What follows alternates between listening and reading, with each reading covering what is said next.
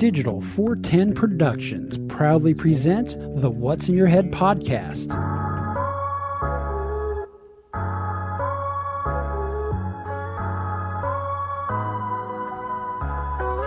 Digitized live from your company name here. Studios in Cape Coral, Florida. It's the What's in Your Head podcast with your hosts Gordon and Don Abernathy. What's up, OG5? It's Tuesday already. It's been a crazy, exciting week. I can't believe it's already Tuesday. It's been a week of insane, weird computer anomalies, but I don't feel like talking about that because it's Talking Shop, and we're not here to talk shop. Nay, we're here to talk to Gordon, and Mike, no use for a last name. What is going on, fellas? How the hell are you? Well, I'm good. What do you do? I'm just watching the live stream saying, hey, sorry, we can't play, so maybe Facebook shut us down. I don't know. Anyhow, hey, Mike, you got Comcast over yonder, over your way, over on your side of town? The Comcast Xfinity combo, yes. I don't know if it's just me. Are on they the same company Cape. now? Yes, it's all one and the same. I don't know if it's just me. If you guys are tuning in and you have Comcast here in the beloved, battered, beaten Bureau of Southwest Florida, go to speedtest.net and check that bad boy out. For the last week, i.e. since I've gotten my internet back, I've been getting 465 megs down, and I'm only supposed to be getting 350. I think Comcast is just turning that shit on and like, we'll throttle it later, boys. Let's just get them up. So if like, since we've got Open the gates. So speaking of opening the gates, our guest has arrived just in time. So yeah, if you are a Comcast user and you're here in Cape Coral, and the funny thing is I get 465 while the kids streaming on Xbox and family members are streaming shows from all around the house. And speaking all around the house and all around the land, joining us from the beautiful area known as Beaverlick, Kentucky, is our guest tonight. Gordon, if you would do the honors for the What's in Your Head podcast. Joe and Mimi Bourne, how are you guys doing? Good. Great. Thanks for having me. Thanks for coming on. You guys now own a place that is close to our hearts from a historic perspective, and I am glad to see it. Let's be a little honest. There's parts of it maybe come from, some of the bad memories of living on Ryle Road down on the Ohio River, but good times and all. And we are excited to have you guys on the show. A little back history for those who missed it. 3 weeks ago? It was prior to the hurricane. Gordon was regaling us with the fact that the famous Beaverlick Trading Post has been bought out, remodeled, and be honest with you, is a monster of a whole different machine, because back in the day, it was primarily your stop for minnows, beer, food, and the occasional T-shirt. Now it looks like there's pastries, food, pizza, the whole nine. You guys have completely facelifted that place and turned it into a whole new machine. Before we get into that, give us a little history on you guys and how you came to acquire the Beaverlick Trading Post. It actually kind of goes back a little farther than that. I've always sort of had a bit of an entrepreneurial bent, Mimi didn't quite share that as much, but the irony being that, a few years ago, she started doing meal prep for herself for working out at the gym, and it's kind of spread to some of her friends. She was doing it for friends, and then it exploded and became a whole business. And so the funny thing being that, I was the one who was always like thinking in entrepreneurial ways, and she's the one that actually kind of like launched out there all of a sudden, even though she didn't mean to. It was a total accident. But that experience, I think, the two of us working together to make that grow and make that turn into something profitable, really, set the stage. And then one day, as we were driving to church, the church that we go to is a little farther south of the post. And, we've been driving by and we'd seen the remodeling happening, and we kept asking ourselves the same question as everyone else. Why is it, how is it that it's been remodeled like this and it looks so nice, but it just never opens? And so, one day I said to her, so what would you think about us looking into it? Maybe we could get it open. And she said, well, that's not the worst idea I think I've ever heard. I was 7 months pregnant with our 6 children in the back of the van, running my own business. Congratulations. And I was like, maybe. Yeah. Let's throw another log on the fire and let's see how this goes, right? It's fine. What's one more ball in the air, So that church to the south, is that the one that's kind of up on the hill next to down? No, we go to South Fork, which is a few few miles south of that. Yeah. So, but that's you're thinking Beaverlick Baptist. Yeah. Yeah. I think South Fork is down near that. There's that softball diamonds down near. Yes. Where the old motorcycle club with the duck head and the motorcycle helmet glued to the wall used to be. Yes. Yeah. Yes. That's how far back we go. Real quick, I want to rewind and pause. First off, to take something as dramatic as a lifestyle change, because anybody who's actually gets into physical fitness, they realize diets don't work. So you did a lifestyle change. You encourage your friends to do lifestyle change, doing the food prep, and that's how you got started in this. That's even a cooler aspect of the story, because, it's hardest part about that sort of lifestyle change is A, sticking to a diet, B, finding time to do the meal prep, but to actually be so successful at it and do it in a way that you don't feel like you're eating leftovers, and doing it in a way that your friends and family are like, hey, can you come help us out, and then make a business out of it? That is saying something about your quality of meal prep and or culinary skills. Well, thank you. I really appreciate that. It actually came out of me quitting drinking, which was very difficult. Coming out of the pandemic, I was like, okay, me and bourbon have way too close of a relationship. And I'm realizing that the pandemic was very unhealthy for me. So I was like, okay, I'm going to take a 30-day break. And then at the end of 30 days, I was like, man, I feel really good. So I decided to do 60 days. And that was right at the beginning of the year, 2021. And I was like, you know what? I'm going to take a full year. I'm just going to take a full year. I'm going to start eating right. I mean, coming out of COVID, I had had a baby. I had just weaned a baby. So I had been breastfeeding. I gained a ton of weight. Like, it was terrible. And so I was like, I'd never gone to the gym before. I was like, I'm just going to go do this boot camp. Oh my gosh. My first night, I'm surprised I ever went back after that. But you did the full on hard reset, basically.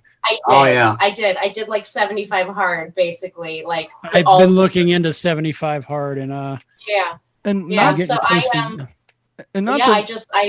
been a slow and steady process. It's been a year and a half, a little over a year and a half, and I had to take a break because I got pregnant in that time, and so there was a time period there where I wasn't, at the gym regularly. But I've lost 60 pounds. And I mean, for example, when I left personal training, when I got pregnant, I was leg pressing 520 pounds. Wow. I worked out with an absolutely shredded, ripped bodybuilder. I mean, this giant guy, and he just does not take no for an answer. He's like, you can lift that, you can run that, you can, he just pulls the best out of you. And I realized at a certain point that it didn't matter how much I worked out. If my nutrition wasn't on point, then it just didn't matter. I was wasting my time.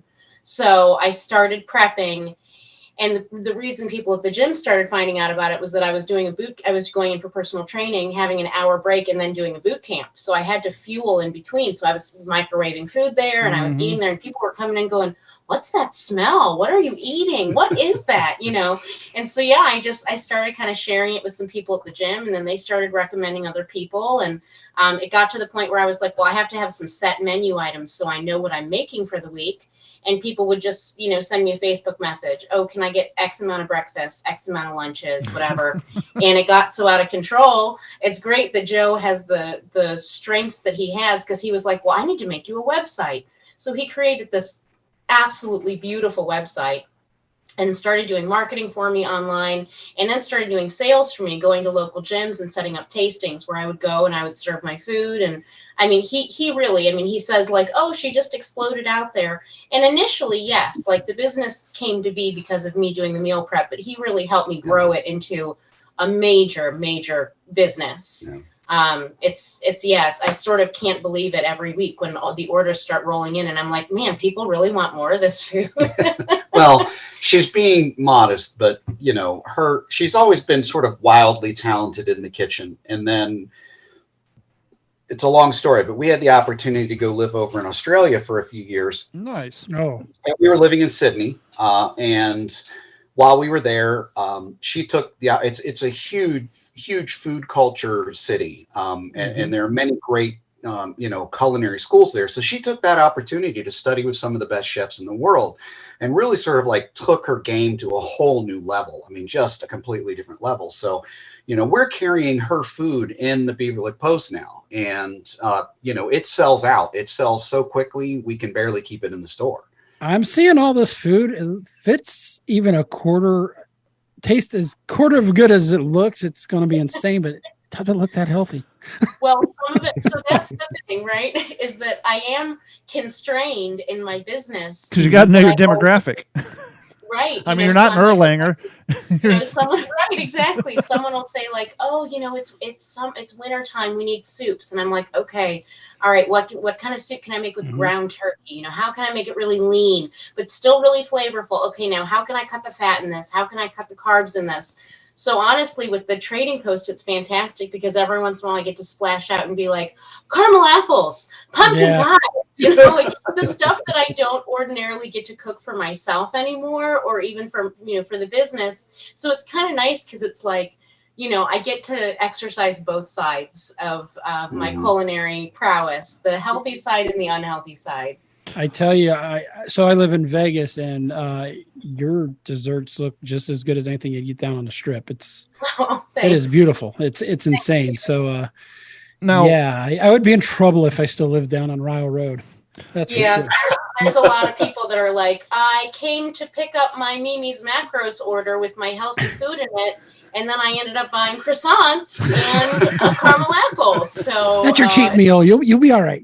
Now, when it comes to the seasonal,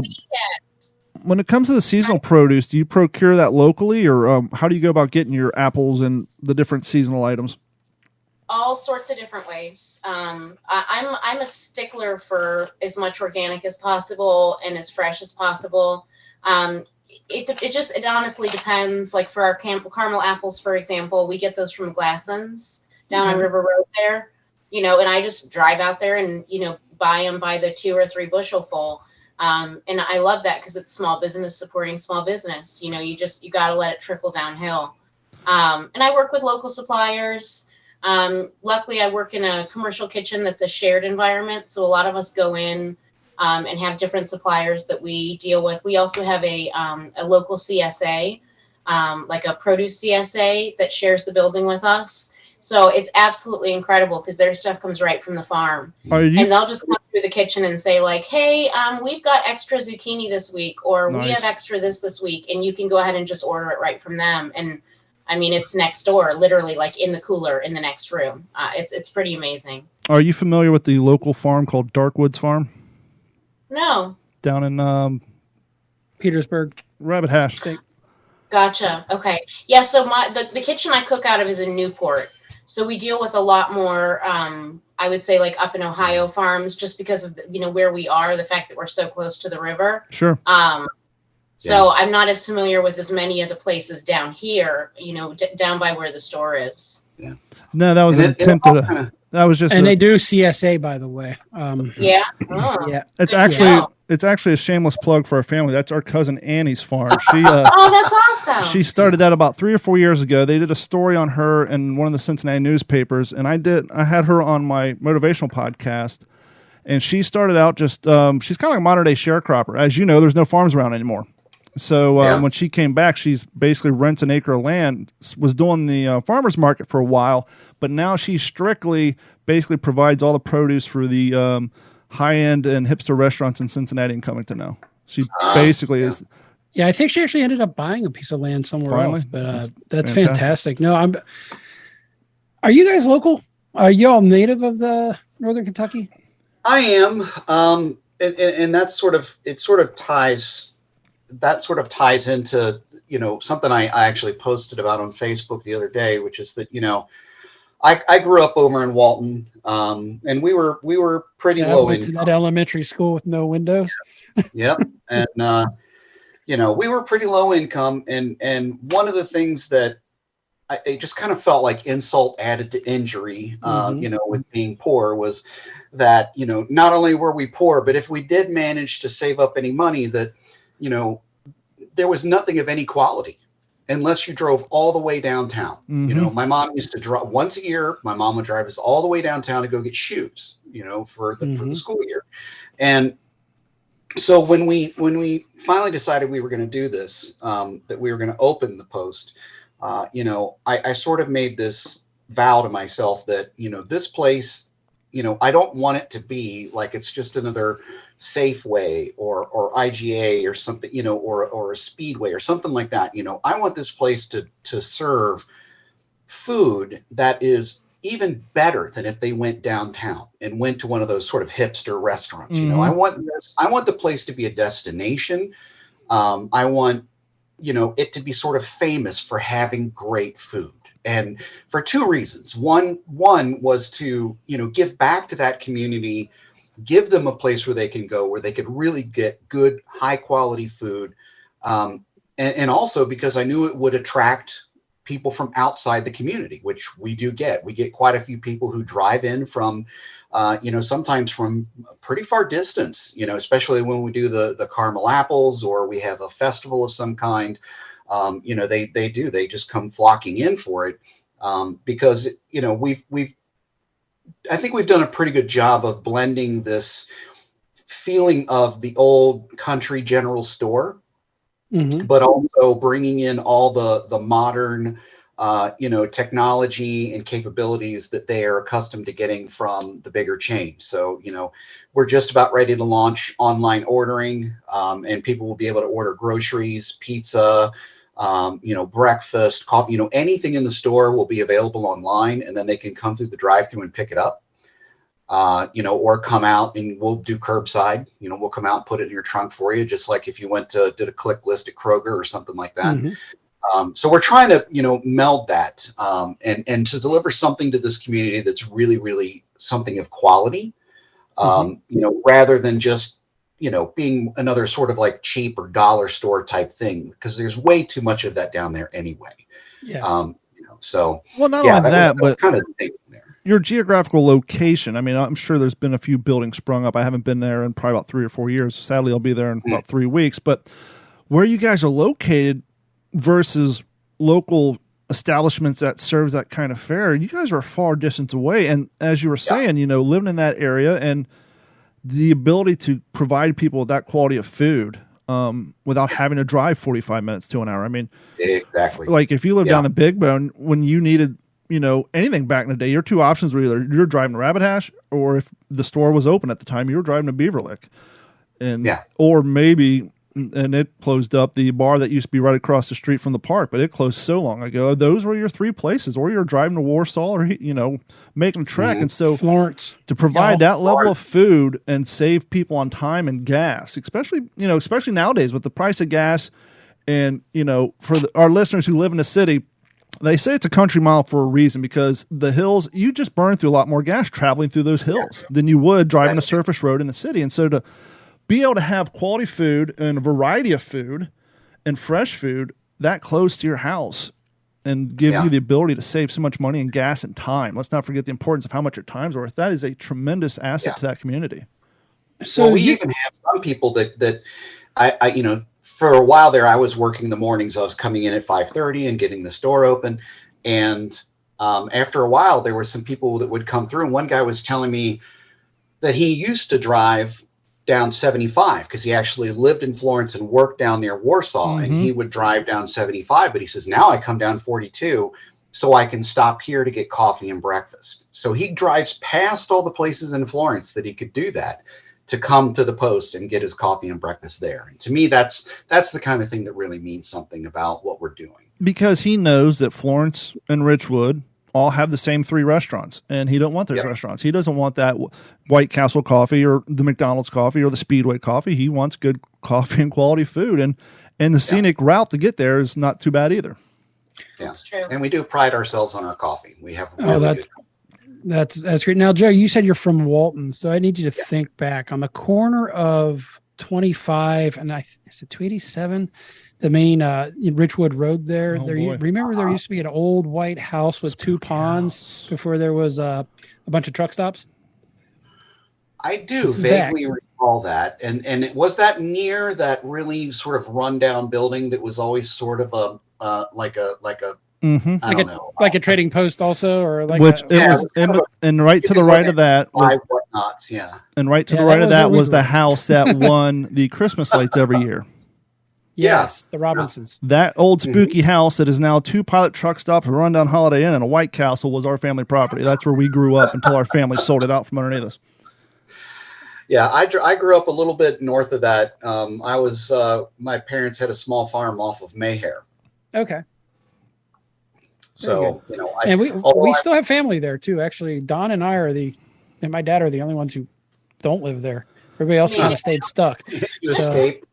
Well, it's funny, I left multiple times and even moved as far away as Australia. And yet somehow I keep ending up back here. And I tell people it's just because this place sucks so much. It just pulls you right back. Well, I tell you what, I've lived in Montana. I'm coming at it from the opposite perspective, which is that I am from Ohio. Okay, I grew up in Columbus also. So I moved to Kentucky and I was like, oh, this is what a beautiful, nice community with nice, friendly people and good drivers is like. And I never want to leave, Yeah, don't so come funny. to Florida. We were in Grove City, Ohio, which is southwest of Columbus. Yep. And they used to have a saying that anybody who graduated high school from Kentucky, it was the 3 R's: reading, writing, and Route 23 up to Columbus. But to go the opposite way, I tell you, I've been all over the country, and still one of my favorite drives and I hope it hasn't changed too much. It's been a long time since I've been there. Was Richwood Road between 42 and the freeway, one down by the Presbyterian Church. I always thought it was beautiful. Changed. It has not changed, and actually, it's funny because I looked into. When we started looking at buying the store, I went and checked with the planning commission and I looked to see what was coming down there. What kind of, were they going to widen 42 or 338 and what was going to happen? And as it turns out, they do have plans. They're going to widen, that road all the way up to the point where it hits, where that little chambers, where that little church is, but but they absolutely, the people down there put up a fit and they had to stop there. They want to keep the rest of that the way it is because it's some of the most beautiful homes in the area. Well, you ruin the scenic byway too, it's, and I'm sure a lot of your traffic is a scenic byway. And I'm sure, if I remember right, there's the world's longest, what do they call that? The yard sale. Yes. The yard sale. Yes. Sale. Yeah. I'm sure that's a good time for you guys. How long have you all been open? We opened on August 13th. Okay. So, not too long, but it's been going well. And we started offering pizza about 9 days ago. And since then we've sold 238 pizzas. I tell you what, when my sister goes to Florence, from Florence to visit my mom in Warsaw, I'll make sure she stops by and picks her up something. Yeah. So, has the footprint of the store changed? Because I'm hearing cookies and pastries and apples and pizza ovens, and I'm trying to think, my old memories. I walk into the left, there used to be a little bucket that had minnows in it, and then you had your beer cooler. To the right was the front desk, and the floor had a weird slant. That's all I vaguely remembered. So I'm trying to think. It's tiny. It is tiny. Tiny. Yeah, we actually have got all of our our kitchen is only about, I'd say about 8 feet wide and about 12 feet deep. It's pretty narrow, but we've got our 3-compartment sink is a very shallow sink. So in terms of it's close to the wall, it doesn't, it's not really deep. And we've had to really rearrange things in there a lot, and we're getting ready to rearrange it again to bring in a freezer for pizza. And so it's tight, but it's actually working out pretty well. The pastries that we bring in come from the kitchen where Mimi works. There's a baker, a couple of bakers down there that supply our pastries. One of the other businesses down there supplies our breakfast burritos. So what we're doing is we're sort of letting the two businesses develop kind of the symbiotic relationship. Sure. Where, she's supplying food, the other companies that are down there in that kitchen supply food. And so, we're paying them and then we're making a profit off of the resale. And so, again, it's small businesses supporting small businesses. We don't we try not to produce anything there.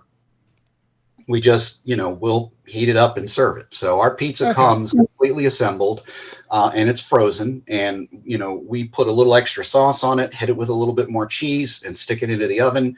And, it comes out the other side perfect. And, into the box it goes, and we're done. So a lot of the specials that you see, those are being created off-site, in the commercial kitchen. And it really, I never would have thought when we were first really talking about opening it, I never would have thought that we would have had such a symbiotic relationship between the two businesses. Because when I was looking at the store, I really wasn't looking at it from the perspective of food service or really food at all. I'm like, it's a convenience store, and I wanted it to be like a really homey convenience store. I wanted people to be able to feel comfortable to come and get their coffee and sit on the porch. One of my big things that I pushed were the rocking chairs on the front porch. I felt like that was just an absolute necessity, really. And sorry for laughing. Really, I was just thinking, if this was a Simpsons episode, this is when the lawyers would step and say, on behalf of the Cracker Barrel, we must hit you with a cease and desist order.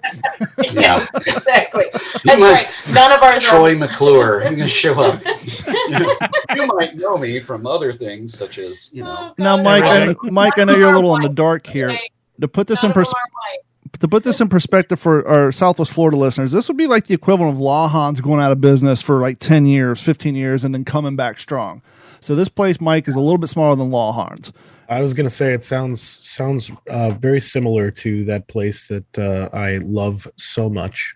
Yeah, we're here in Southwest Florida. We're located where the hurricane just came and kicked the crap out of us. But we have a little tiny country store right off 75 down in North Fort Myers called Lawhans. And every time I walk in there, I feel like I'm walking through a little mom and pop store, either in Warsaw or Beaverlick or somewhere in those areas. It's got the slanted concrete floor, the old white shiplap siding, and it's just your regular run-of-the-mill small country store. How was the community when you guys opened the doors and put the old branding back up there? Oh, it's been the welcome that we have gotten. The response has just been absolutely phenomenal. Everyone, there's been, one of two things. People either come in and say, like reiterating what you were saying earlier, they come in and they say, oh my gosh, thank you so much for getting this place open. Now I don't have to drive to Florence just to get a gallon of milk, and whatnot, all those kinds of things. And then I would say about every fifth person that comes in will have some story about how they used to come there when they were younger for one reason or another. And they would talk about what was there. And, my dad used to bring, this was a deer check. I had to go buy my mom a cigarette. There was that, I've heard that was us. I've heard the stories about being, like 9 or 10 and having to walk down there and buy beer and cigarettes and bring them home for mom or dad, and on a full moon. And a lot of it was coming down and getting ice cream in the summer when it was hot, and so, Mimi kind of pushed me to put in soft serve, and I'm really glad we did because it's turned out to be a really big hit. But the community has been incredibly supportive and very happy. And so many people look at me all the time and they say, like, so how are you guys doing? Because I think they worry that we'll close. Yeah, they've seen it in that area between there and the place that used to be the Pink Pig, and it's kind of changed a few times. Yeah. I don't know if they're open now. It's been too long. One question I had is, do y'all still have the fuel pumps? No. They had those fuel pumps and the fuel tanks. I would say the tanks themselves extremely old, and so.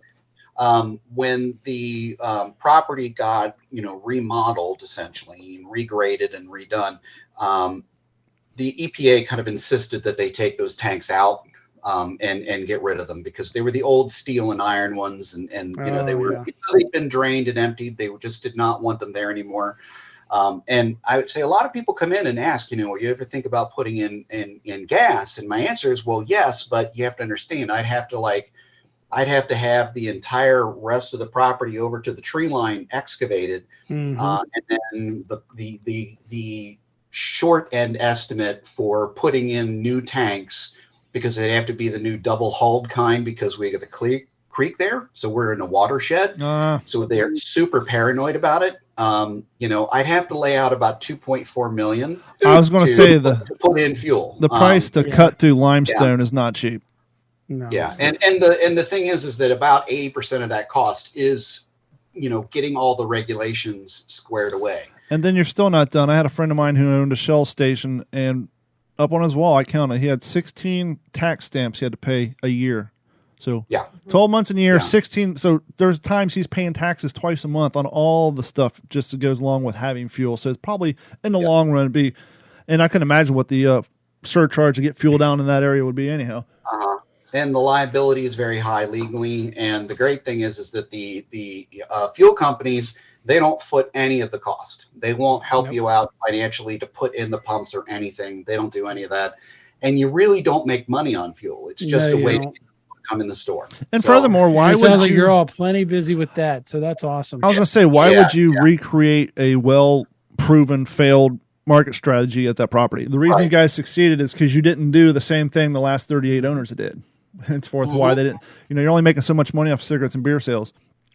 Right. Well, when we were looking at the place, I work for a large bank and I work in treasury. And so I kind of leveraged all the resources that I had to get some studies done on the area and kind of figure things out. And I realized pretty quickly that if we just opened it as a convenience store, it would last about 3 or 4 months, maybe 6 months. But then when the really hard, cold, winter days set in and people don't want to get out of their car, it would go under. You just wouldn't be able to, you wouldn't be bringing in enough revenue. So I knew that food service was going to be a critical aspect of it. So that's why I was pushing really hard to get, pizza going. And we're going to expand that menu now. We're going to be adding hoagies and some pasta dishes and, some other stuff that we can just run through that oven, pretzel knots and beer cheese and wings and everything you could possibly do. We knew that the food service was going to be the key, and it really has turned out to be true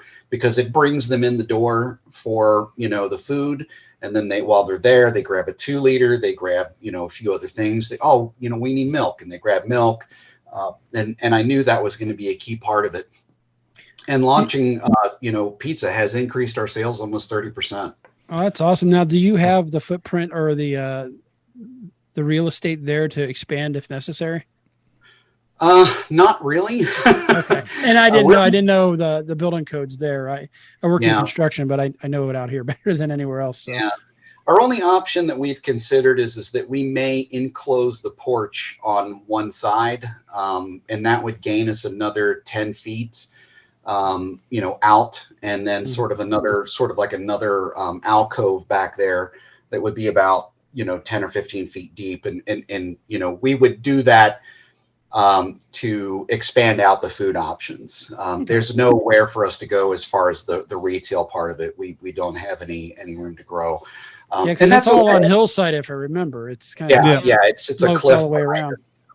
So that is the only sort of bummer is that there's not that instant sort of like, we could push out here, or we could add covered seating. Gotta go here. up. There's just not a lot of space. And if you do things outside, we had that fall festival and it was wonderful. And it really worked out nicely. We did block off, a portion of the parking lot, and we had picnic tables set up and cornhole, and then there was pony rides up on before the hill gets really steep. There's it sort of levels off there on that level. There were some pony rides and little petting zoo. But really you could still only fit 8-10 cars in the parking lot. So they were just parking down the side of Beaver Road and walking up. Nice. It was, probably 1,000 feet down Beaver Road, cars end to end parked. People walking up. But it's like, you think about that and you think about, even just increasing the amount of customers coming in, like, where are they going to park? It is such a small lot. Yeah. So, that's kind of it's forcing us to be very careful. Yeah. And then as well, the footprint inside with the food service, we're trying to figure out, okay, if I prepare this in the commercial kitchen, if I do it like this, and then I freeze it, and then we transport it to the store, and then we put it through the oven at the store, how does it come out? I cannot tell you how many times we've gotten a sitter and we've gone down to the store on a Tuesday night and we've been running stuff. They go, okay, well, I made this. Okay, well, I made this and I cooked it like this. Okay, well, now this one's totally raw. Okay, now this one, and we're just running stuff through, taking bites, throwing it in the trash. Well, that one's no good. Like just figuring out the temperature and the time. Is that one of the chain ovens that you run through? Yeah. Well, we have a saying down at the store, all the employees hear me say it so often, they're sick of it. And I say that everything here is an experiment, We're going to see what works and what doesn't. And we also put up a large roll of baker's paper up on the wall, and it pulls straight down on the wall. And we have Sharpies on string next to it. Nice. And we let anybody who wants to comes into the store. If we don't have something that they, really want to buy on a regular basis, we tell them, write it up there and we'll see if we can get it in here. Oh, and that's so cool. I keep an eye on that list, and I see, if I see something coming up a lot, then, I look into how we can get it. I got to look into Black Rifle coffee now because we've had that requested like 7 or 8 times. And so, I want to get it in. We had a lot of requests for old-fashioned sodas, and so we worked out with Town and Country. Now we get all the old like Red Stripe and Pops, root beer, and we have a whole cooler door full of that stuff. And of course, you can't forget about the Kentucky staple. Is it Ale 8 or is it Ale 8? Ale 8. We have a ton of it. Yeah. So I actually there's someone that I know who's an Ale 8 ambassador, and they have a program where you can bring your old bottles back for the trade-in, and there was a local store that was doing it, and I don't know if they went out of business or what, but there is no local sort of Ale 8 ambassador store, and I think that would be amazing because we could then carry all of the flavors, so that's something that we're looking into too, because it's just quintessential, right? It's quintessential like Kentucky to get that like cherry Ale 8 and I just we're trying to embody that. The best of Kentucky, the best part of that, the front porch sitting, the, old guy telling the old time stories, drinking the Ale 8. We sell a lot of like the Mexican Coke. So we've got the bottle openers mounted on the posts outside. So you come outside and you can open up your Coke on the bottle openers out there on the porch, just trying to like really sort of encapsulate that feeling so that it is a new and modern place, but it has that throwback, that nostalgia, and that, small town, kind of come on in and corner, sit a spell. Corner store kind of feel. So it sounds like you actually have the old timer sitting on the porch, huh? We do. Yeah. Fantastic. Somebody from right around there.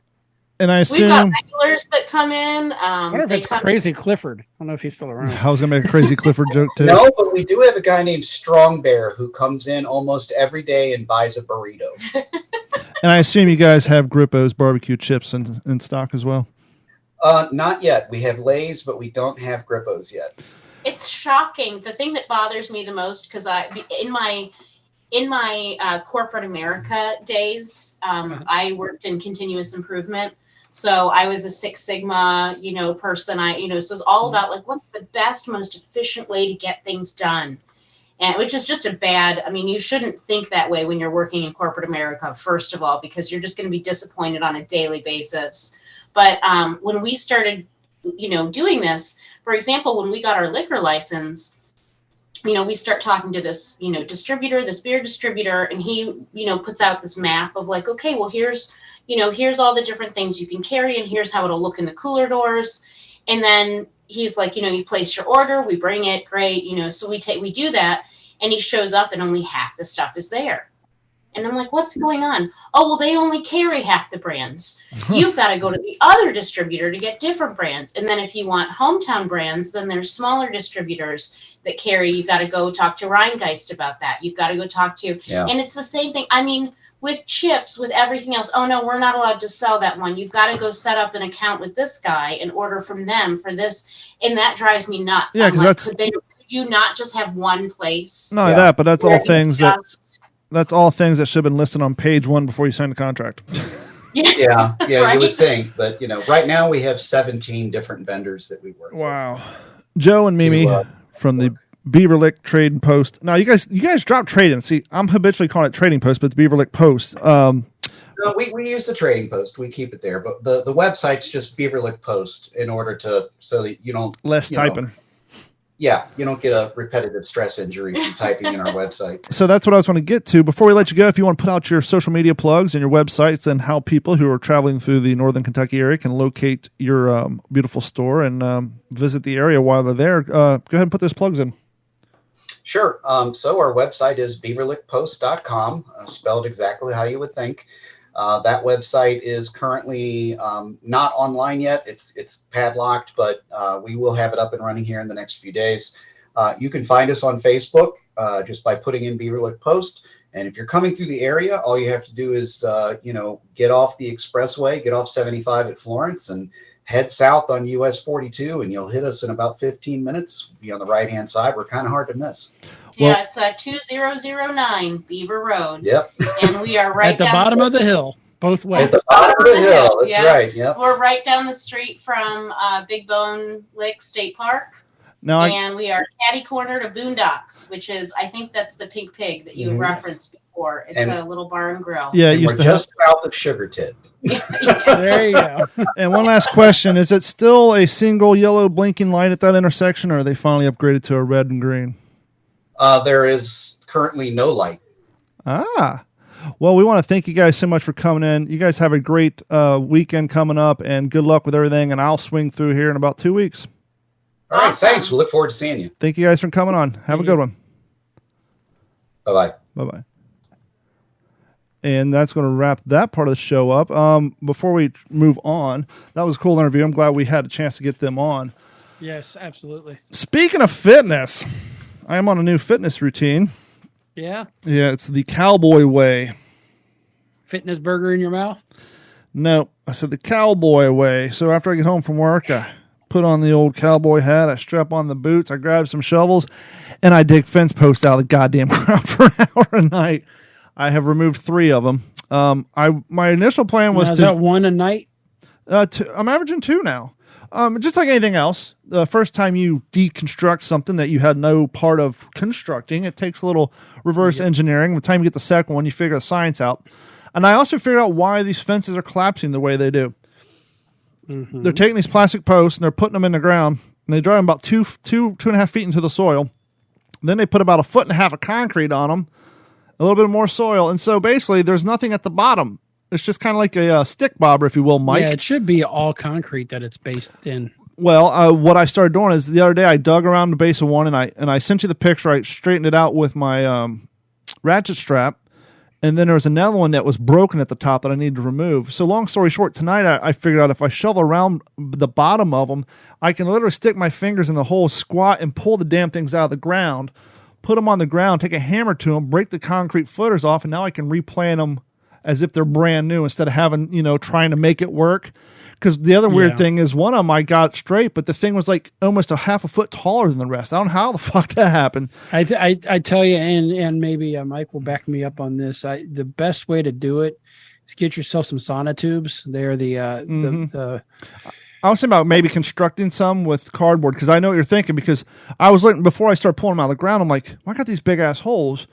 I don't want to put that much concrete, so I was just going to put a little square box in there, backfill with dirt, put the cement in the box, and then pull the box out and let the two meet. But now here's a question for you guys. I have the post out. I'm thinking, should I backfill these holes and then dig a fresh hole with a post hole digger, or just keep them open, plant the shit? Keep the hole open. That's where the sonotube comes in, because then you can put the tube in, backfill around the cardboard tube, and then you can go ahead and start filling that. Sometimes they have rebar in them, but yours don't need rebar. Just and they got various sizes, various diameters. Well, interestingly enough, the neighbor or an 18-inch tube, and just put it down there for about 2-3 feet, so it's got some soil and some pressure against it, and shouldn't shift so much. The neighbor had his fence being replaced tonight, so I got their card to see if I can buy some posts directly off of them to save some money. But so real quick, a couple things I mentioned before the show that kind of reminded me of some stories we're talking about. I'm an Adidas fan here.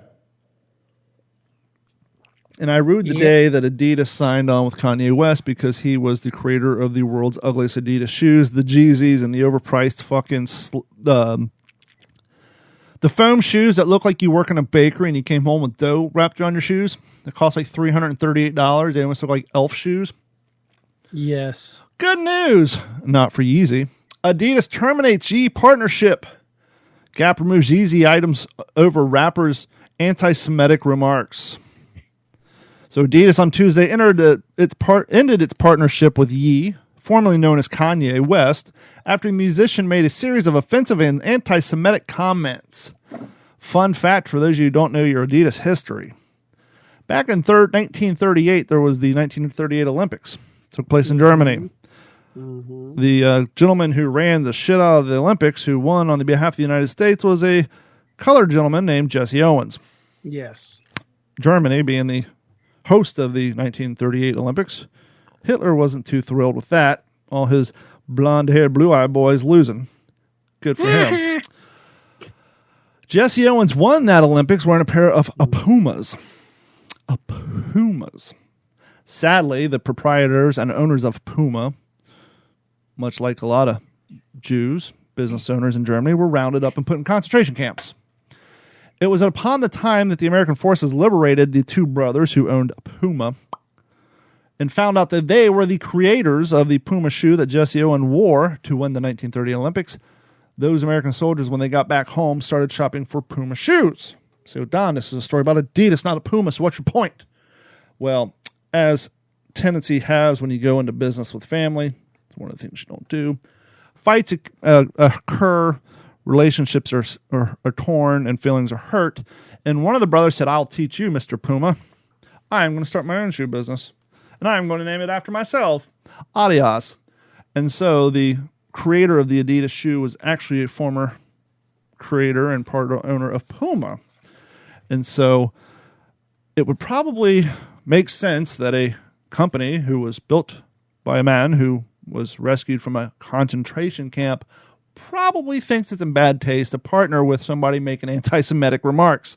So I'm not surprised in the least, and I'm proud to say that hopefully my Adidas company will stop making ugly fucking shoes, because after all, if we wanted ugly shoes, we would buy, that's right, Nike. So can I go ahead? There's something that's been bothering me, and I think Yeezy is part of the problem, but there's something that's been bothering me about shoes. Mm-hmm. Athletic shoes. Mm-hmm. I'm sure it serves I hope it serves a function and is not a fashion, but the extended fucking heel. That was easy. Remember the shoes that but I see many tennis shoes. Especially Adidas, right? Yeah, because they all copy, they want that look. I mean, that looks like something like, some punk kid would step on the back of the shoes real easy, the kid in front of him in school, just to get him to eject out. Remember when Demo Ranch went to Vegas and he won all that money and they all bought those super expensive like $2,000 shoes? As a goof. Those were them. Those are the Yeezy Adidas. Yeah, I know what they look shoes, like. But yeah, they're god awful. Around here that's got them, and it's that extended heel thing. It seems like it has gone out to almost every brand now, and some are longer than others. And I'm like, that's just stupid looking. Well, it's kind of like in the mid 2000s when all the skateboard shoes started to look, the low top, wide, big tongue, big toe. They all kind of look like the Airwalks did for a while. Yep. It's all kind of one and the same. And now for the What's in Your Head podcast TikTok lesson of the week. You came here looking for a van life update?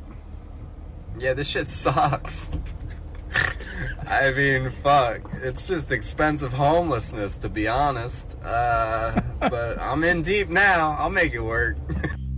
And this has been the What's in Your Head podcast TikTok lesson of the week. Yeah. I so want a Revel. I want a bagel Revel. But I'll just keep dreaming. Another comment Gordon made before we went on the air is we're getting one step closer to the edge. Chinese. Oh, you mean our Franz Ferdinand moment? Yeah. Chinese memory maker YMTC asks all American employees to get the fuck out. And we have hot on the heels of Apple deciding that using cheap Yanzik Memory Technology Corp, YMTC, memory chips and iPhones is too risky. Why? Possibly because, you don't know what's in those chips and they could easily hack our system. The Chinese company is asking American employees to leave. Bounce. Don't let the door hit you where Buddha splits you. As the Financial Times report, I all don't American believe in any religion, so but yeah, exactly. The Financial Times reports all American employees working in the core tech positive at YMTC are being forced to leave the company. A person briefed with what's happening inside the company said, "They told us to get the fuck out." YMTC's decision to rid itself of American employees is an inevitable reaction to the sanction imposed by the United States government to limit Chinese access to advanced technologies. Last month, YMTC chief executive Sim Yang, who holds his U.S. passport, decided to step down from the role of the company's YMTC's deputy chair instead. It is unclear if he will now be forced to resign from the company. So there is another Chinese company bouncing all their gringos up out of the building. Did you see the story that the two Koreas fired warning shots at each other this week? No, but I'm not surprised. Yeah, that's awesome. Yep, that's awesome. I was listening to Adam Carolla today, and he was talking about an interview he did with a gentleman who was the only man to walk across the Antarctic by himself, solo, with no support system. And he was talking about when you're walking that amount of time and that much by yourself, all the shit you think about. We've talked about this on the show. When you go out and run a half marathon or whatever, you go out and run 8 or 9 miles, you just have time compartmentalized this, that, and everything. And so that guy has put out a challenge, and I'm thinking about doing it. It's called the 12-hour walk. Get up, walk out your house, walk in one direction for about 6 hours, and turn the fuck around and come home. The caveat is no earbuds, no music, no podcast, just you, your thoughts, and your surrounding noises. And I like a good challenge. If it wasn't for the fact that I dropped 60 pounds worth of concrete on my foot tonight when moving a post from the ground, I was going to try to do it this weekend, but now I may have to wait a week or two. Hey, Don. There you go. It's burying that. Crocs are not safe. Back off your mic, son. Go ahead. Crocs are not safe. I wasn't wearing Crocs. I was wearing my Brooks, believe it or not. Only time I wear Crocs is on my kayak or to the gas station to get a quick beverage. I am not a residual or recreational Croc wearer. I leave that for somebody else. That's me. He shows up to do some plumbing in Crocs. I have. They told me I had to stop. I was so upset about that too because they were comfortable. Hey, in your own company? No. What's that? He's in your own company? No, he's smarter than that. He works for somebody I work else. for somebody else. And I would show up to customers' houses. I'm sure they're not OSHA approved either. When Mimi said that she quit drinking bourbon, I was trying to find a pause in the conversation so I could explain to everybody that if you live in Kentucky and you stop drinking bourbon, you lose your tax break. I was getting worried about you. I didn't see any alcoholic beverages there for a minute. Well, I left my bottles of wine in here from last week, and so I forgot I had them. And so I came here tonight like, ooh, speaking of technologies, Google being sued over biometric data collection without consent. Oops. Now, we all learned before, where does all the technical lawsuits come out of? Texas. Eastern District, I think. But this is not a patent troll. This is actually the Texas Attorney General, Mr. Ken Paxton, has sued Google for allegedly collecting and using biometric data belonging to millions of Texans without their proper consent. The Texas AG says that Google allegedly used products and services like Google Photos, Google Assist, and Nest Hub Max to collect a vast array of biometric identifiers, including voice prints and records of face geometry since 2015. This would be a violation of the Texas State Biometric Privacy Act, aka the Capture and Use of Biometric Identifier Act, which requires companies to request that users consent when collecting their biometric identifiers, i.e., a retina or iris scan, fingerprint, voice print, or record. Boy, don't we sound silly. I remember a short 10 years ago when iPhone said, hey, you can unlock us with your fingerprints. And all us old-timers who used to have screen names, who didn't put our real names on the internet because we didn't trust nobody. We said, they're going to use it. They're going to steal your fingerprint. And people said, you're crazy, old man. That shit doesn't happen. We love big corporations. Yeah, look what happened. Short few years later, Texas is suing because they're stealing your shit. So, yeah. So we'll see what comes out of Texas in that lawsuit. Yep. Mike, what do you have on your list of shit, fella? It's a very short list of shit. It's a shit. Red it's Tide a list nonetheless. Red Tide is coming our way. Did you know that? red tide and man-eating bacteria. Now, Carrie tells me it's tail, and she told you the man-eating tail. bacteria? Yes. Carrie told tail, and I have not researched it because I don't want it to not be true. But every time there's a natural disaster, you have these assholes from other states who wants to become a hero. And allegedly, we had a Michigander down here. Oh, boy. Probably got a few of them. I grew up swimming in Lake Erie, Lake Huron, whatever fucking Great Lakes near Michigan. I'm a waterman. So allegedly, this fellow was doing some canal cleanup, at which point he cut himself because sharp reefs and shit, and allegedly got bacteria from a man-eating bacteria and done died from it. And so we got that in our water now. Not to mention the 19 porta-johns that Mike and I counted in 2 days on 3 lakes. 19 Cape Coral. 19. And our feet were in that water. Mm-hmm. That's delicious. You know what it did? It cured my athlete's foot. Yeah, it cured his athlete's foot, but it gave him something far worse. Oh, yeah. Gout. Can't wait to see what that comes up in my blood work. I did procure myself a nice rash one time when I started fishing, but anyhow. So yes, red tide. Tell us about it, because we don't have enough going on in this fucking lovely state. So red tide is currently in the Sarasota area. Is that a once a month thing? Red tide? Yeah. Red tide is a all the fucking time kind of thing. It's when red tide comes once a month. It's not every 28 days? Yeah, Mother Nature turns into a real bitch. You can't say nothing to her. Everything's blown out of her fucking proportion. You got to wait till the red tide goes away before you want to go down to the river, if you know what I mean. People are ignoring everything. There's still people going out in the water. There's still people going out there, even though there's a flesh-eating bacteria out there. I ain't scared. I had my COVID shot. Yeah, people are stupid. I'm not going to lie. Says the guy who's talking to 2 people who've gone out in kayaks and said water in less than 48 hours ago. Yeah, wait a second. 2 of these people. I had my Crocs on. I was safe. That's right. Crocs filter out bacteria. Croc. When we go out, we go freshwater fishing and whatever, and you see the water's not so fresh right now, but hey, it's been purified by the chemicals in the 19 porta-johns we found in the water. Everything so it's got a nice blue hue. Everything's sound as a pound. Slightly. But yeah, they've seen cases of red tide that are in Sarasota right now, which is unfortunate because the last time we saw red tide, we saw major fish kills along our beaches and not because our tourism hasn't taken a hit enough. Now what tourists do come down here, where the fuck are they gonna go? They're going to have to rent Airbnbs in Cape Coral. That's all they're going to have to do. There's the only place to rent down here is Airbnbs.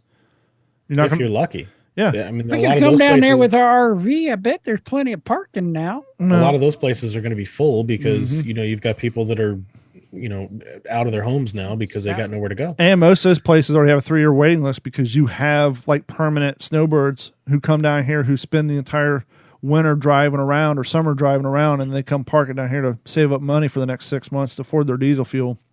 I know we've had a shit ton of people coming over to the apartment communities that have been, dehomed and are trying to find somewhere to live. And apartments were expensive down here before. You're talking $2,500 a month in fucking rent for like a 3-bedroom.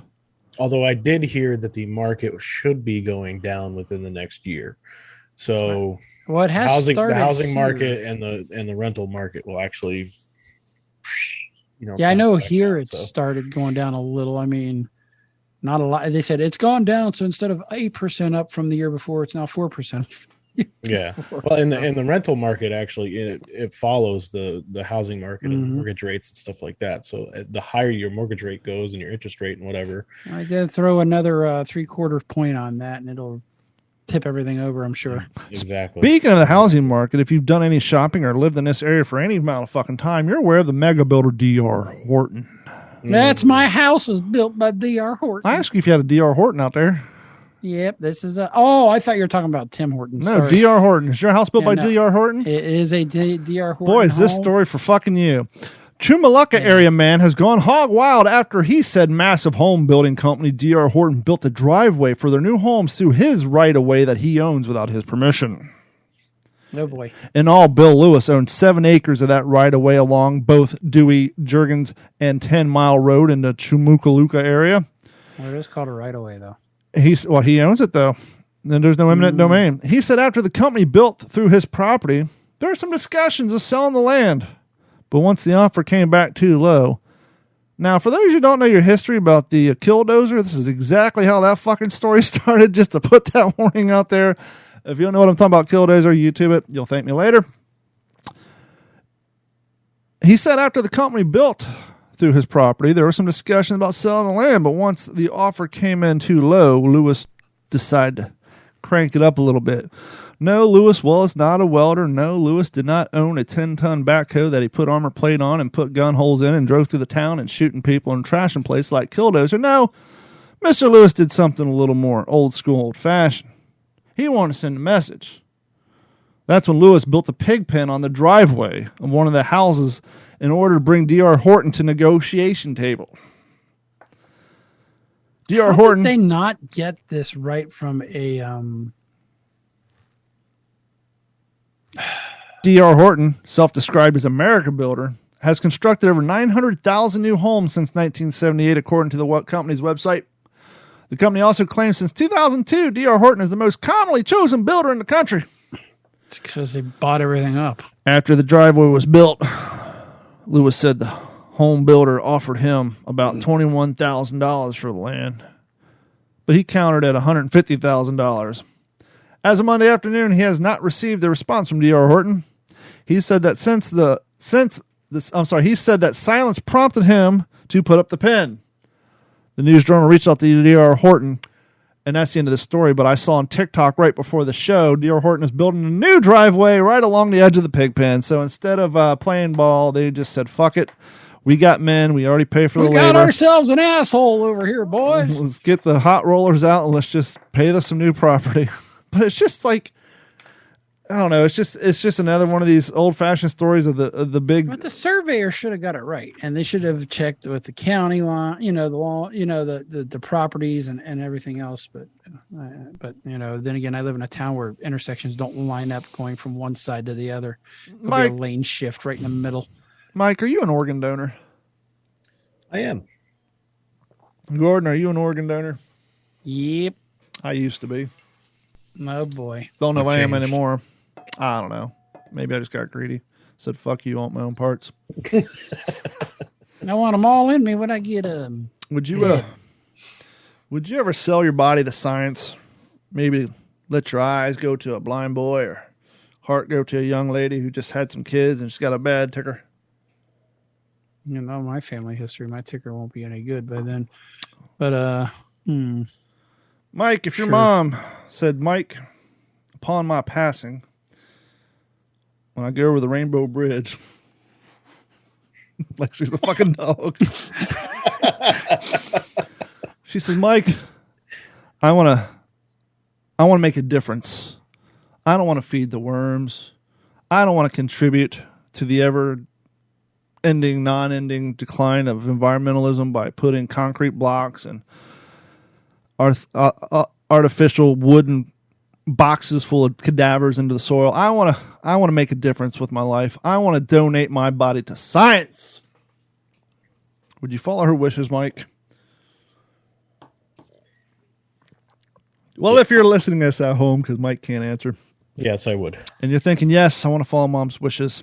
Let this be a cautionary tale, because not everything is as it seems. And you always want to do a Yelp review on the company you sell your mama to. Arizona man is suing a body donation company for selling his mother's body to the military for blast testing. No. So it's not frozen chickens through an aircraft engine. I heard this story. Jim Strafford believed his mom's body would be used for medical research. Instead, it was used to test bomb impact. That's medical. More than 5 years ago, Stouffer's mom, Doris, died in hospice care after suffering from Alzheimer's. Stouffer donated his mother's body to the Biological Resource Center, BRC, if you will, hoping it could be used for Alzheimer's research, according to Reuters.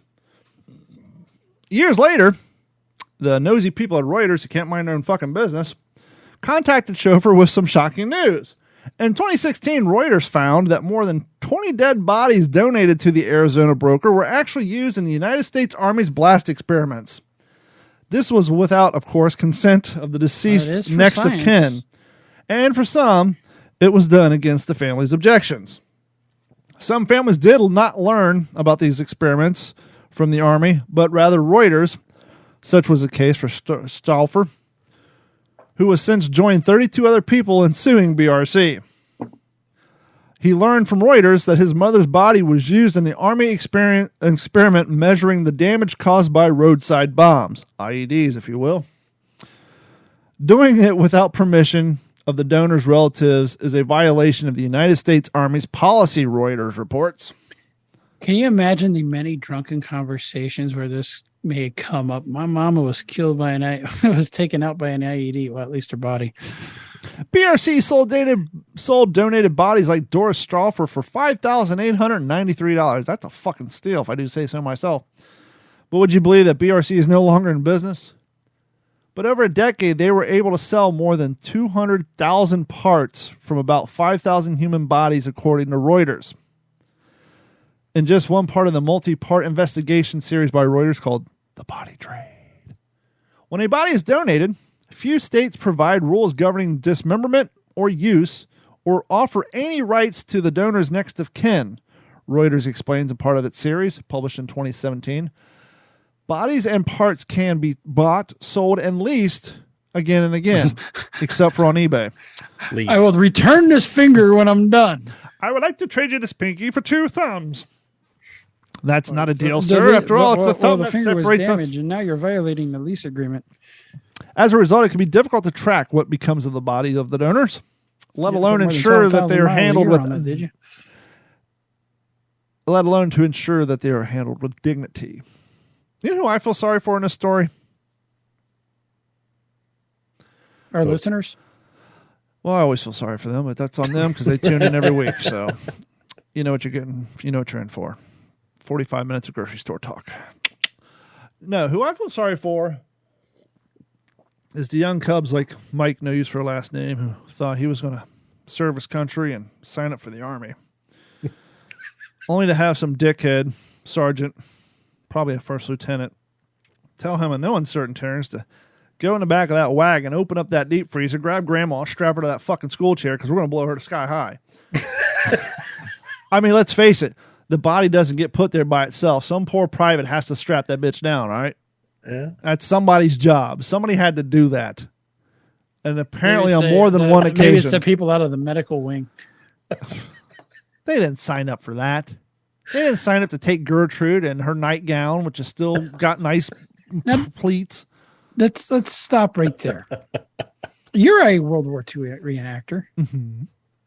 So being that you're a World War II reenactor, mm-hmm. that would be the ultimate reenactment, as if your body had gotten sold to the military and thus boom.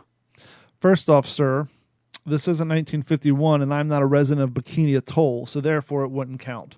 If you get that reference, you're welcome. Now, why does it got to be a nuclear bomb? We've got enough of that going on right now too. Yeah, Jesus. Because if we're going to go big, go big. The civil suit filed last week revealed disturbing new details about the 2014 FBI raid on the facility during the BRC raid, which was part of a multi-state investigation. The FBI found buckets of body parts and the bodies of different people sewn together at the facility. KTV. Who was running this? Like the great grand. My fucking head. Who's running this? The great grandchild of Dr. Mangala. One of the FBI agents testified that he found a quote cooler filled with male genitalia. No, that was from Jeffrey Dahmer's apartment. You got your paperwork mixed up. Buckets of heads, arms, and legs, infected heads. How would they know the difference? And small women's heads sewn into large male torsos like Frankenstein hanging on the wall. Stauffer spoke to ABC. No, you give the military the guys in the military something weird to do and say you go sick and to come a long way from collecting ears in Vietnam. Yeah. Every time you got to always outdo the generation before, right? Stauffer spoke to ABC affiliate KNXV about the suit. I don't see any pathway of ever getting to past this, he said. Every time there's a memory, every time there's a photograph, every time a firework goes off at 4th of July, I just want to fucking vomit. I made that part up. This story is going to segue well into my first news story. Stephen Gore didn't care about the families. He didn't care about the people, and he didn't care about the memories, Stouffer said. If I could be a little small part of his personal financial destruction, I don't care. That's just fucking horrible. Reuters was just minding their own goddamn business, left things as they were. Everything would be good, but now they got to get ratings. They got to get clicks. Reuters got to stick their nose in it. Yep. Join us live from the Digital 410 News Desk in Las Vegas, Nevada. It's Gordon Abernathy. Gordon, how you doing tonight? Well, feeling a little morbid. It is going into Halloween, so we might as well continue the dead body talk. Don, I think you missed bodies the boat. all over the street. You've missed your calling. 65 bodies at You were a least. background actor, right? In a previous life. The dead body, man. They call him the Louisville, Kentucky. We will sell them to ya. Kentucky native Josh Nelly basically got ahead on You it. said Louisville, right? Because you can't go finish this Louisville. podcast and say Louisville. Yes. Not Louisville, not Louisville, but Louisville. Louisville, if you don't mind. Kentucky native Josh Nelly has zero acting experience, Don't we all? but he is so natural at playing dead, he has been cast to play a dead man in an upcoming episode of the popular CBS series CSI Vegas. Oh, Stan's going to be so pissed. He's been wanting to do that for like 20 years. I got an email from CBS saying that they've seen me on TikTok and wanted to offer me a part. Nelly told the Courier Journal, part of the USA Today network. Does he look like First, a dead I body? didn't believe it. But then they flew me out to California, and it turns out that Mario Van Peebles was the director for the episode. Besides getting cast in the show, I also got to meet him in it, which was great. So Nelly, who hails from Elizabethtown, which is located 45 miles south of Louisville, And if that name sounds familiar, it was a Kirsten Dunst movie. You're welcome. was asked to get on the episode of CSI after show producers in LA spotted his macabre yet hilarious series of TikToks. For the past year, the 42-year-old restaurant manager has campaigned for the role of an unalive person on movie, television, or show by creating daily posts at various locations around the Bluegrass State. Because apparently they don't have a casting company in Elizabethtown, Kentucky. Well, it's working for him. Yep. Although the locations are always different, his postures seldom vary. So what did he do? I want to call foul on this gentleman. I don't even care what he Hold did. on, let me finish. Hold on, let me finish, sir. Sounds to me like he's a ripoff of Stacy Anywhere on Instagram. Is that her? The chick who goes to all these tourist traps and does a dead body pose. She's been on Instagram for like 10 years. You Sounds can like look she's up ripping his shit. at @a_living_dead_Josh.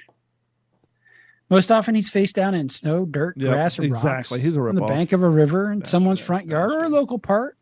Occasionally, he changes up his dead guy pose and slumps against a crumbling brick wall or reclines head first in the foot of stairs. Check out his living_dead_Josh TikTok page, and you'll find more than 350 entries where he has basically had hundreds of lifeless scenes, such as a person lying prone on the banks of the Salt River, splayed out under the Corvette Museum sign in Bowling Green, or prostrate on a dining room floor while the family enjoys a Thanksgiving meal. In his post from day 91, Nelly was face down next to a statue of Burnham Forest. Day 295 finds him resting in peace at the foot of a graffiti-covered wall at the Otter Creek Park Pavilion. He also appears dead as a doornail in snow-covered grass in his post from day 101. He says, "I don't like speaking on the camera, but I can lie there and act like I'm dead pretty easily," he laughs. Having done more than 300 of these posts, he has progressed and has gotten better. At first, you could see me breathing or fake blood looked really bad, but I've gotten rid of using the blood and gotten better at holding my breath. It's the animals that sometimes trips him up, though. He often gets friends to help make the videos, which includes a few unruly goats. That'll probably screw you up a little bit. And there are many videos that, although if it was a fainting goat, that'd be even funnier. There's few videos of many videos that include his dogs. He said, I figure out the best to have some kind of movement in the video so it doesn't look like a still photograph. One of my dogs still seems curious about what I'm up to. The other one just kind of wanders by and then wanders off. Trying to find the So yes, played dead enough on TikTok that he got himself a role. To be able to get paid to lay around and do nothing. Yeah, they got that job. It's called a male prostitute. Oh, actually, the male actually have to do work. It's the women who lay around and do nothing. I digress. Yep. That is dead. Josh. He did it again. Caused trouble. Hurt someone's feelings. Aww. Yet he didn't want to do it. Yes, troublesome people are often people in trouble. Don't have they may be mentally ill. Find out how you can help. Write Better Mental Health, Box 3000, New York 1, New York. Because all they require is just to be moist. Ouch. Don's feeling a little... Don, you're a dick. It's been called worse. Not like a real piece of shit. Like if a piece of shit ate a piece of shit and took a pee and shit, you're that piece of shit. Did you notice I have my Rabbit House t-shirt on tonight for the Yes, occasion? I did. I had noticed that as soon as we got off the air. Magnitude 5.1 earthquake, and I do have friends in San Francisco who said, wow, that was a rattler. The largest to strike the region in years. At 5.1. Magnitude 5.1 earthquake rattled the San Francisco Bay Area on Tuesday, shaking buildings and making the strongest quake in the region as seen in about 8 years. There was no immediate reports of damage or injuries. U.S. Geological Survey said the quake struck at about 11:42 a.m. local time, located about 12 miles east of San Jose, at the depth of about 4 miles. The area is about 40 miles southeast of downtown San Fran. The earthquake was the largest the Bay Area has experienced in years, as I said before. According to the USGS data, the seismologist Lucy Jones. Wow, you can't get a more generic name than that. Sorry, Lucy Jones. I just cracked on your name. Look at mine. It's even worse. The last notable quake was a 6.0 magnitude earthquake that struck near Napa in the year 2014. Jones told the KNTV-TV, wow, that's redundant, KNTV. The quake happened near the Calaveras Fault, which is one of 8 major faults in the Bay Area. I got a barking dog in the background, and a branch of the San Andreas fault line. So this fault is the one that tends to have smaller earthquakes, according to Jones. The National Weather Service in the Bay Area office said the shaking could be felt as in its Monterey office. Transit for BART and Caltran briefly paused its operations before resuming at reduced speeds. I'm sure they had to check their tracks. Santa Cruz County said on Twitter that there were no significant reports of damage following the quake. There was no damage in the schools, and the classes safely resumed. That reminds me, in was it 2 years ago, 4 years ago, right around 4th of July, there was a big quake in Cali, and we were watching season 2 of Stranger Things. And our may or may not have been a little altered, but this first scene came on and it had a lot of bass, and I was beginning to think, wow, they've done some really cool stuff with the special effects. Then I turned around and saw my pendant light swinging. I was like, crap, that was an earthquake. And then we felt one later on in the day. So I never experienced one in California. They had like 2 or 3 when I lived there, but I never felt it. Yep. And then otherwise, news is all bad. I even went to the AP oddities, and they haven't even updated that in the last week. So I want to know. Mike wants to know. I want to know. Every third motherfucker in Florida wants to know if Inglewood, Long Beach, Inglewood, Florida, I believe it was Inglewood, on a Port Charlotte City Council media that was aired on the local TV news, stated that they got reports from Inglewood that one of the marinas registered 200 miles per fucking hour with sustained winds of 177. Why are they not calling Hurricane Ian, asshole, a Cat 5 rather than a Cat 4? And that was my thing too. It's like 2 miles an hour. Well, that's the question, and I just Googled it, and I can't find it. The tinfoil hat wearing folks here in Florida claim, and I can't find anything, Maybe somebody can do a better Google search than I. But the conspiracy on the street is that, and I don't believe it, so I'd like to think if it was true, DeSantis would say, tough shit. This fucker was a Cat 5. But the tinfoil folks who want to live in a Faraday cage are trying to get people to believe that if we had a Cat 5 hurricane, that we would not have to pay our insurance deductibles. Which is why they claim that they're not making Ian, asshole, a Cat 5 and keeping it categorized as a Cat 4, even though there has been allegedly, according to the Port Charlotte City Council meeting and their mayor, recorded sustained winds of 177 fucking miles per hour. So there was some anemometers going off reading that, basically. Max speed of 200, which automatically is 45 miles an hour faster than what was required to be a Cat fucking 4. What is 145 is a Cat 4? Cat 4 runs up to 156, I think, and then once it hits 157, it's a 5. So they had sustained of 177 and a max of 200. So that's curious. I almost wonder if when they get that wind reading, it's when whatever time the aircraft probes it, and that's what they pick it up at that point. This particular reading was that one location, right? I was gonna say this particular reading came from a marina. This was on land, not in a plane up in the sky. Yeah. This was land. This was a land measurement. But curiously, guys, want to do us a favor? Head over to d-410.com. Click on that Patreon link. Like, subscribe, sign up. It goes a long way to help the show. It's only $1 a month. And while you're there, head over to d-410.com or what'sinyourhead.com and click on the YouTube link and go check out a couple of videos we posted. We had Hurricane Ian updates, part of the Poles and Paddles playlist. And as of right now, you can see my father's house who was flooded on the In the Garage playlist because there's no fishing in that video. And so if you want to see what a man's property looks like after he gets 4.5 feet of water in his house and has to throw dressers away full. Oh, what got me is when I found his fucking pictures. Yeah, I saw that. How crazy is that I found that wedged underneath the dresser in between the slider and the bottom shelf. Mm-hmm.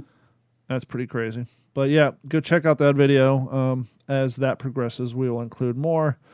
Mike, you have anything else on your list of shit?